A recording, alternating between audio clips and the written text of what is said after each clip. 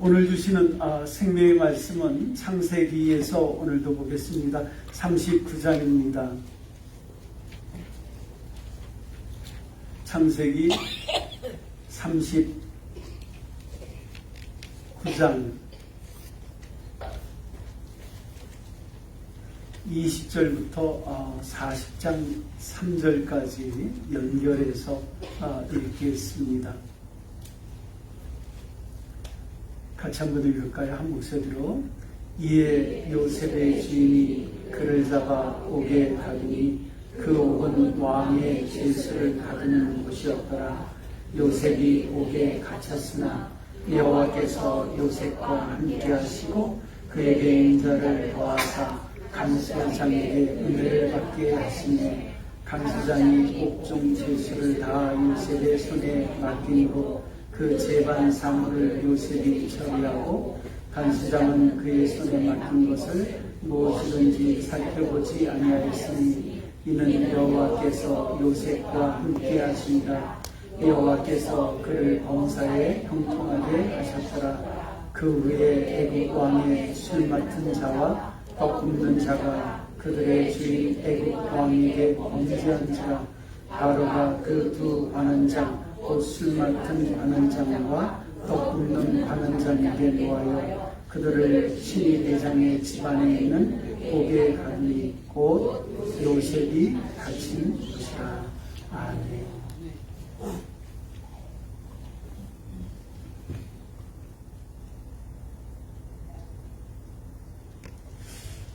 하나님께서 주시는 그 은혜와 또 종종 하나님께서 하시는 역사하심은 우연이라고 하는 이름으로 가장하여 우리의 삶에 나타나는 경우가 참 많습니다. 오래전에 제가 알던 어느 형제는 자신의 저녁 식사를 준비하기 위해서 요리에 필요한 몇 가지 재료를 사려고 집 근처의 마켓에 갔습니다.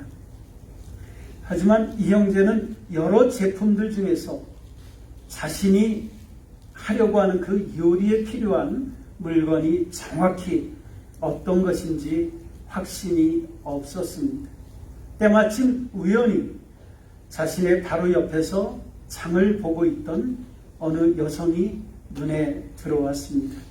이 형제는 그 여성에게 자신이 이러이러한 요리를 하려고 하는데 그 요리를 위해 어떤 제품을 사면 좋을지를 물었습니다.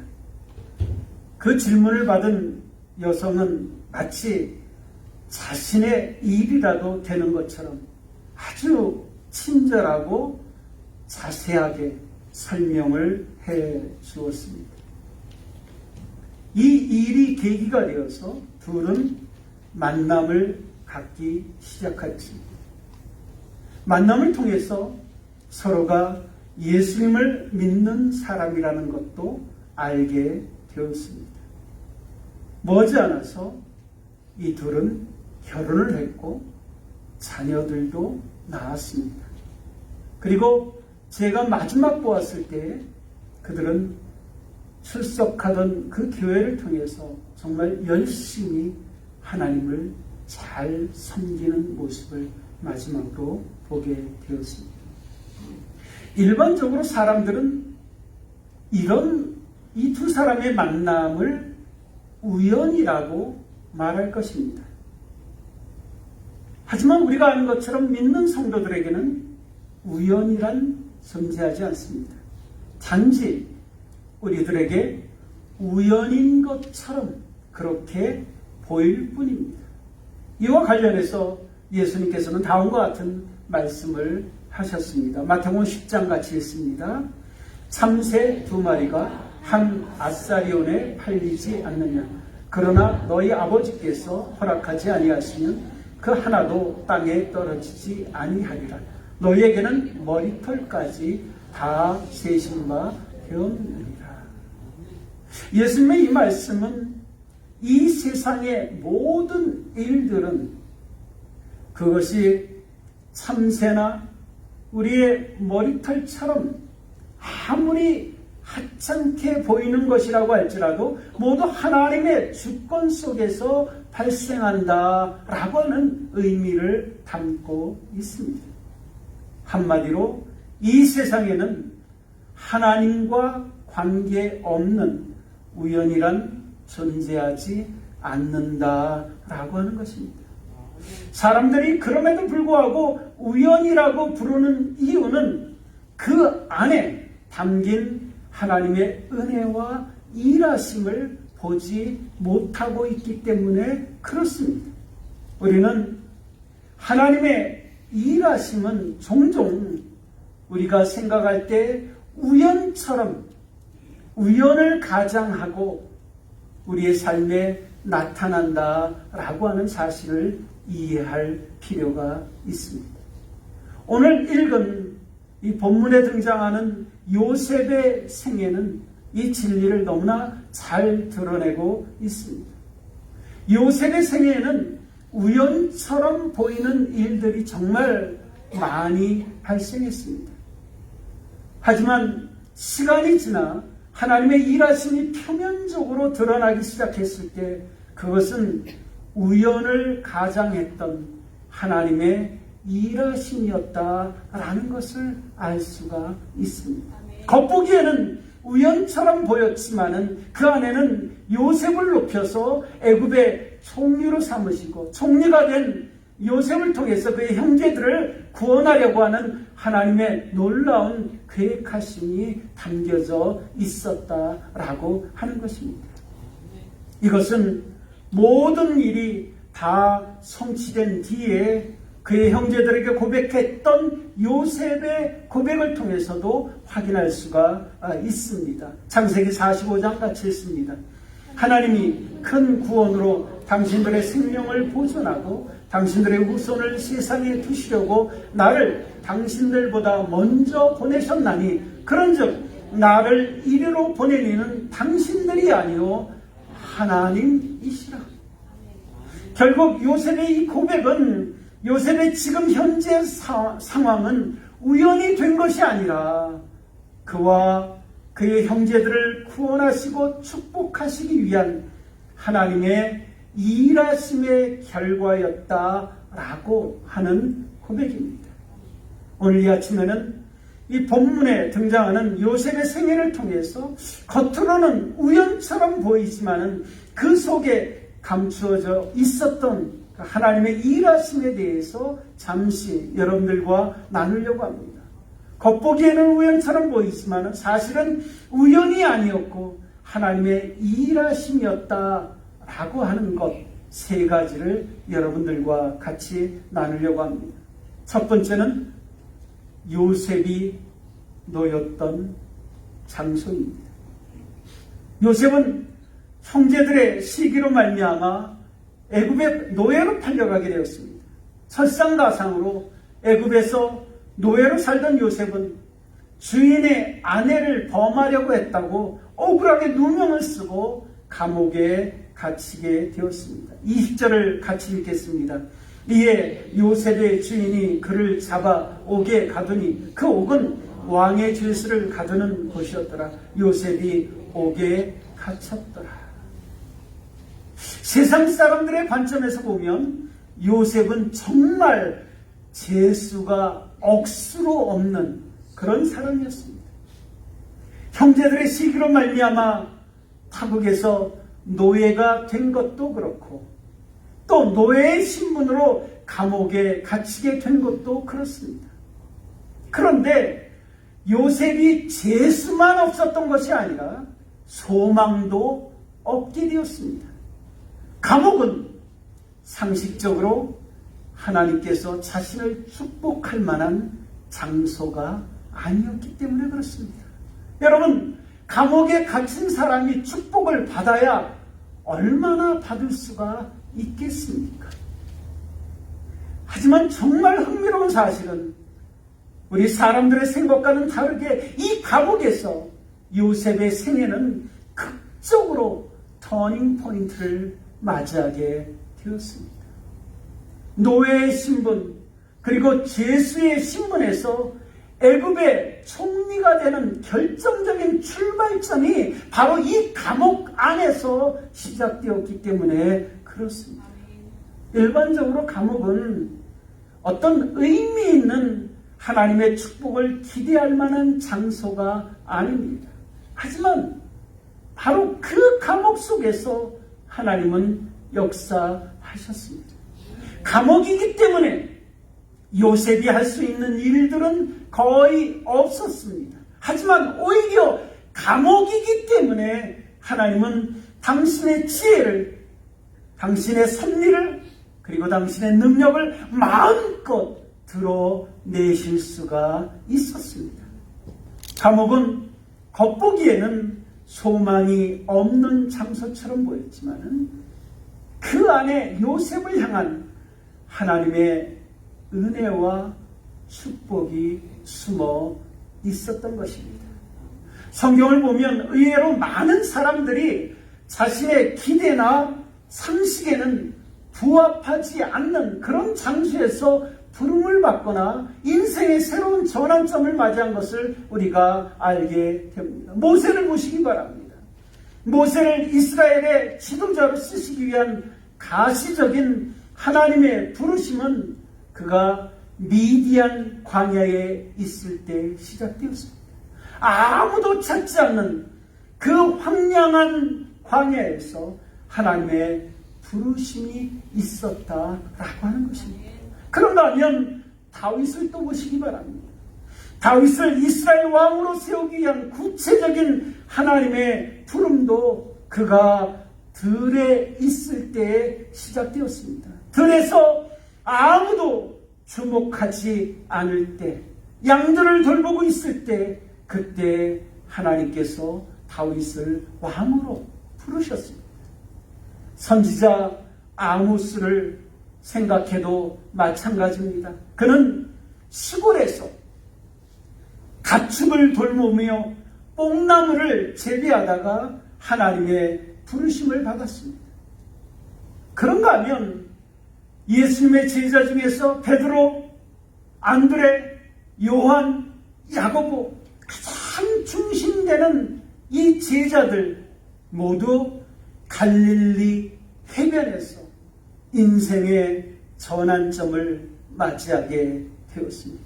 마태는 세금을 걷어들이는 세관에서 자신의 삶의 목적이 완전히 바뀌는 그런 경험을 하게 되었습니다. 사도 바울은 예수를 믿는 기독교인들을 핍박하기 위해 그 길을 가다가 길 위에서 자신의 인생이 송두리째 바뀌는 그런 경험을 하게 되었습니다. 이처럼 하나님께서는 가장 의외의 장소에서 우리를 향한 가장 놀라운 일들을 이루어 나가신다는 사실을 기억하시기 바랍니다. 여러분은 어떻습니까? 여러분은 지금 살고 계신 이 엘파소가, 그리고 어쩌면 여러분이 차지하고 있는 하나님이 주신 그 자리, 그 자리를 여러분은 어떻게 바라보고 계십니까? 혹시 우연히 내가 이 자리까지 오게 되었다고 생각하지는 않으십니까? 그 자리, 그 장소가 정말 소망 없는 곳처럼 그렇게 느끼고 있지는 않습니까? 그렇다면 오늘 요셉을 통해서 이 한 가지 사실을 꼭 기억하시기를 바랍니다. 여러분이 계신 바로 그 자리는 여러분에게 우연히 주어진 자리가 아니라 하나님께서 어떤 특별한 목적이 있어서 주신 자리라고 하는 사실입니다. 하나님께서 여러분을 축복하기 위해서 은밀히 일하고 계시는 자리라고 하는 사실을 믿으시기 바랍니다.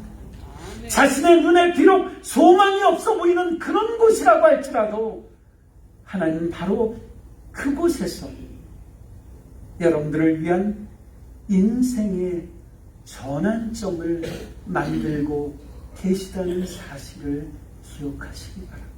아멘. 그것을 깨닫고 자신의 자리에 불평하지 말고 오히려 감사하며 그 자리를 주신 하나님의 뜻을 구하게 되시기를 바랍니다. 아멘. 두 번째는 우연처럼 보였지만은 하나님의 섭리였던 것, 요셉이 만났던 사람들입니다. 요셉이 애굽의 총리가 되기까지 몇몇 사람들을 그의 삶 속에서 만나게 됩니다. 애굽에서 제일 먼저 만난 사람은 바로 왕의 친위 대장이었던 보디발이라고 하는 사람입니다. 그는 그나마 낯선 타국에서 요셉의 성실함을 인정해 준 사람입니다.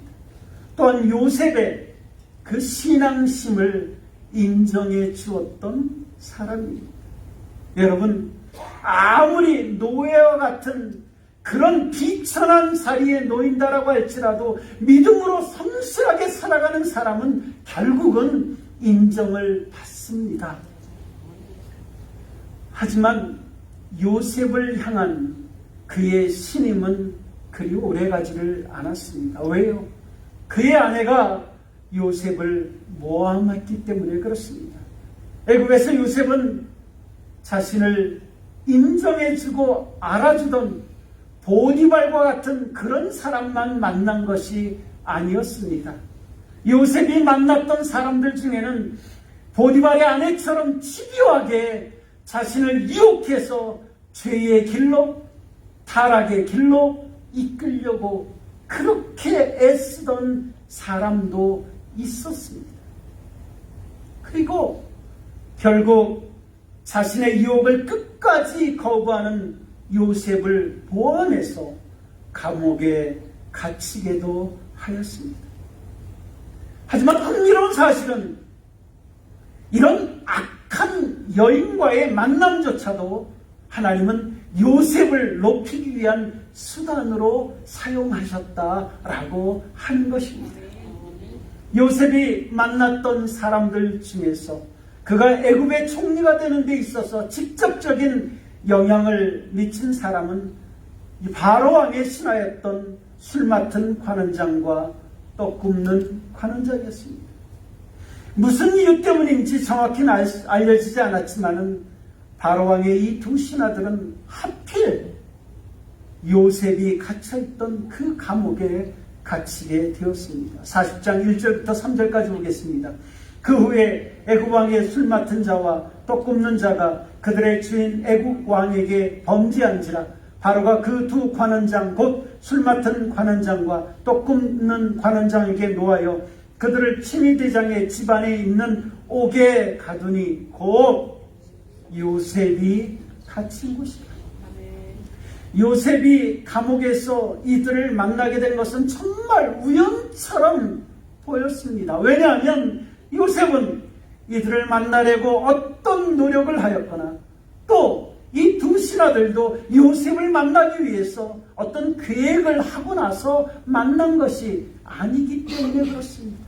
공교롭게도 한 감옥에 갇히게 되어서 요셉을 만났다. 요셉의 입장에서는 그냥 억울한 모함을 쓰고 이 감옥에 오게 되었고 또 신하들의 입장에서는 왕에게 어떤 알 수 없는 죄를 범했기 때문에 왕의 분노로 하필 요셉이 갇혀있던 그 감옥에 들어오게 된 것입니다. 만약 이것이 우연이라고 하면 정말 절묘한 우연입니다. 하지만 요셉과 이들의 만남은 우연을 가장한 하나님의 주권적인 일하심의 결과였습니다.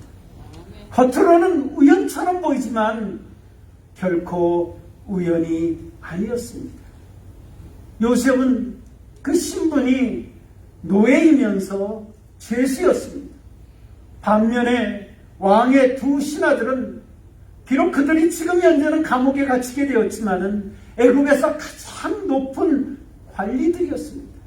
요셉과 이들의 신분의 그 차이는 서로 만날 수 없는 엄청난 차이를 가지고 있었습니다. 마치 이제 군대에 막 입대한 신병과 별 4개를 달고 있는 장군과의 차이만큼이나 신분에 큰 차이가 있었습니다. 그들은 그냥 길 가다가 우연히 만날 수 있는 그런 신분의 사람들이 아니었습니다. 하지만 하나님께서는 이들을 만나게 하셨습니다.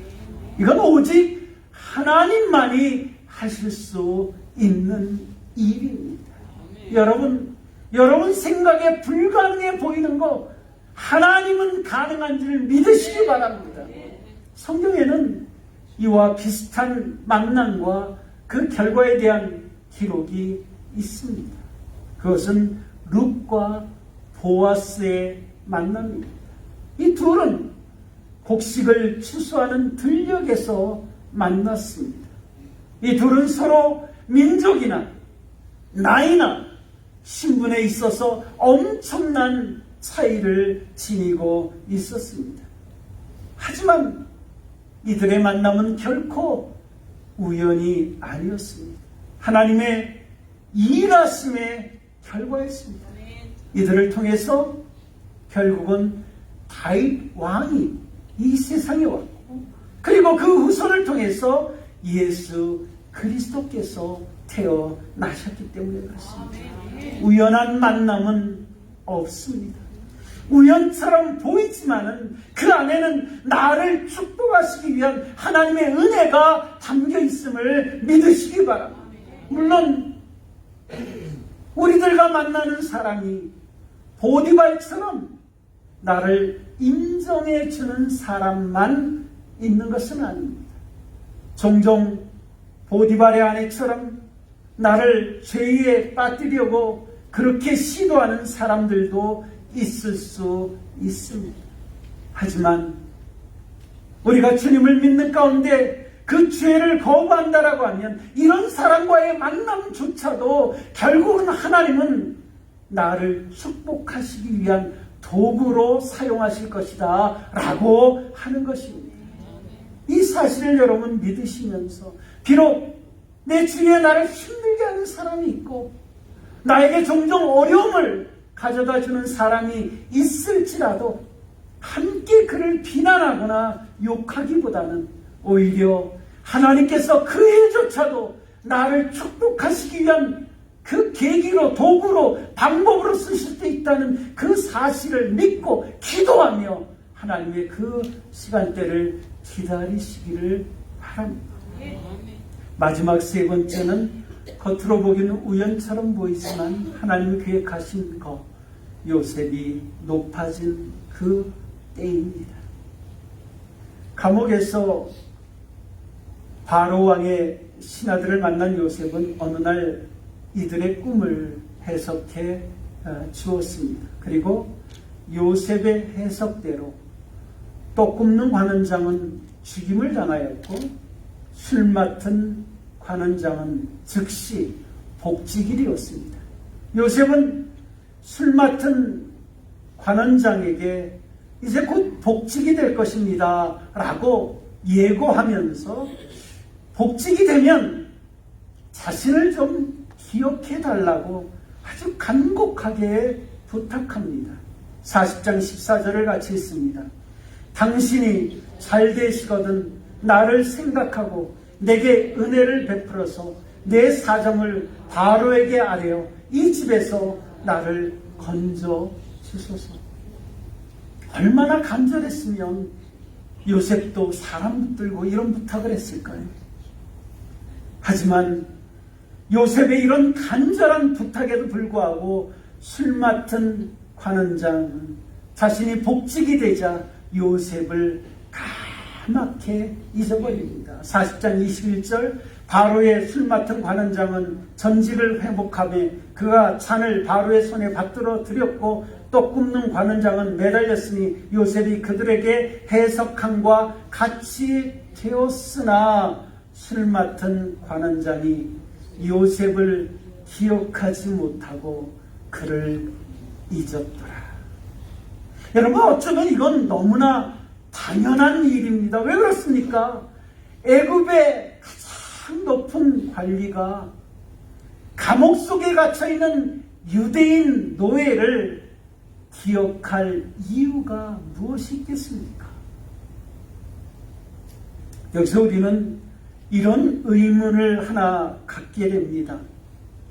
이들의 만남이 우연이 아니라 하나님께서 섭리해서 만날 수 없는 이 두 사람이 만나게 되었다라면 그 결과가 당장 드러나야 되는 것 아니냐 하는 것입니다. 하지만 술 맡은 관원장은 요셉을 기억하지도 못했습니다. 바로 왕이 꿈을 꾸고 그에 대한 해석을 하지 못해서 전전긍긍할 때까지 무려 2년 동안이나 술 맡은 관원장은 요셉을 잊어버렸습니다. 바꿔 말하면 지난 2년 동안 요셉에게는 그런 만남도 있었고 그런 장소에 하나님의 섭리 가운데 가게 되었지만 어떤 선한 일도 자신에게 발생하지 않았다라고 하는 의미입니다. 요셉과 술 맡은 관원장의 만남이 우연이 아니라 하나님께서 의도하신 만남이었다면 요셉이 어떻게 2년 동안이나 계속해서 죄인의 몸으로 감옥에 갇혀 있어야만 한가라는 의문을 갖지 않을 수가 없습니다. 어쩌면 저희들 가운데도 이런 의문을 갖고 있는 사람들이 많을 것입니다. 내가 이곳에 온 것이 하나님의 일하심의 결과였고 자신이 만나는 사람들도 하나님의 섭리 가운데 있었다면 왜 하나님께서 당장 나를 축복하시는 그 일들이 내 눈앞에 가시적으로 나타나지 않을까 하는 것입니다. 우리는 하나님의 일하심과 관련해서 중요한 한 가지 사실을 꼭 기억해야 합니다. 그건 뭐냐면 하나님의 일하심은 결코 멈추지 않는다는 것입니다. 이 세상의 그 누구도 그리고 이 세상의 그 무엇도 하나님을 멈추게 할 자는 없습니다. 하나님은 지금 바로 이 순간에도 저와 여러분들의 배후에서 일하고 계시는 것을 믿으시기 바랍니다. 하지만 그 일하심의 결과가 내가 기대하는 시간이 아닌 하나님의 시간에 가시화될 것이라는 것도 꼭 기억하시기를 바랍니다. 자신의 눈에 가시적인 하나님의 축복이 나타나지 않는다고 해서 하나님께서 일하심을 멈춘 것은 결코 아닙니다. 하나님은 여전히 저와 여러분들의 배후에서 일하고 계십니다. 단지 저희들이 알지 못하는 어떤 이유로 인해서 우리가 원하는 때가 아닌 하나님의 그 시간의 때까지 기다리게 하시는 것입니다. 그리고 하나님의 그 시간이야말로 하나님의 그 때야말로 진정 나에게 축복이 되는 때인 것을 꼭 믿으시기 바랍니다. 우리는 이사야 선지자를 통해서 하신 하나님의 다음 말씀을 늘 기억하면서 살아야 합니다. 이사야서 55장 같이 읽겠습니다. 이는 내 생각이 너희의 생각과 다르며 내 길은 너희의 길과 다름이니라. 여호와의 말씀이니라. 이는 하늘이 땅보다 높음같이 내 길은 너희의 길보다 높으며 내 생각은 너희의 생각보다 높음이니라. 저와 여러분들이 하나님을 믿는다는 것은 하나님의 때를 믿는 것을 의미합니다. 또한 하나님의 방법을 믿는 것을 의미합니다. 그리고 하나님의 계획하심은 언제나 우리의 생각보다 훨씬 더 저와 여러분들을 축복하기 위함이라는 것을 믿는 것을 의미합니다. 믿는 성도들에게는 우연은 존재하지 않습니다. 단지 우연처럼 그렇게 보이면서 저와 여러분들에게 다가올 뿐입니다. 그 우연처럼 보이는 일들 속에 하나님의 축복하심과 하나님의 섭리와 하나님의 일하심이 담겨 있다는 사실을 믿으시기 바랍니다. 그것을 믿고 자신의 자리에 또 자신이 만나는 그 사람들에 대해서 그리고 자신이 원하는 그 때에 관해서 인내할 수 있어야 되고 또 기도할 수 있어야 되고 감사할 수 있어야 되고 그러는 가운데 하나님의 뜻을 묵묵히 구하며 자신의 삶을 믿음으로 살아갈 수 있기를 간절히 부탁드립니다. 기도하겠습니다.